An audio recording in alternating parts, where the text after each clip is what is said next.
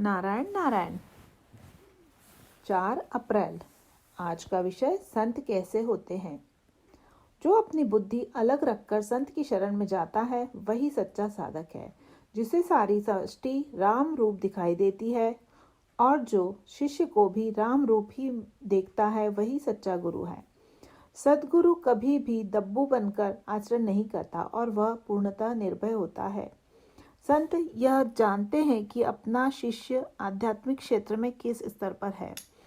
देह बुद्धि के लोग विषयों के दास होते हैं, किंतु संत विषयों पर मात करके मालिक बनते हैं। संतों को जो समाधान होता है उसका अनुभव हम कर पाए या उसकी रुचि हम में निर्माण हुई तो समझे कि संतों का अनुभव हमसे में जागृत हुआ। औषधि कौन सी है यह मालूम न होते हुए भी यदि रोगी श्रद्धा से वह लेता है तो उसका परिणाम होता है, या यदि कोई रसोई नहीं बना पाता है तो भी वह भोजन का स्वाद समझता है और पेट भर खा सकता है।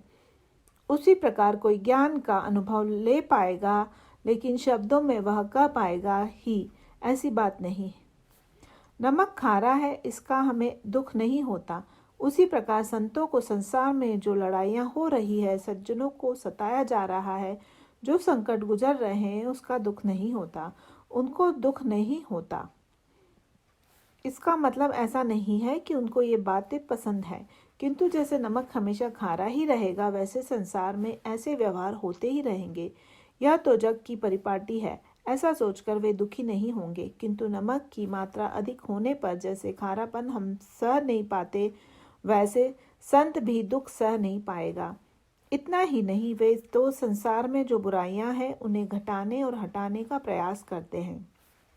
कुएं का मेंढक सागर की कल्पना नहीं कर सकता, वैसे ही हम भी संतों की शक्ति की कल्पना नहीं कर पाते। संत भी जीवन के प्रारंभ में हमारी ही तरह थे, किंतु अनुसंधान के मार्ग से वे ऊंचे स्थान पर पहुँचे। हमें संत ढूंढने की कतई आवश्यकता नहीं है।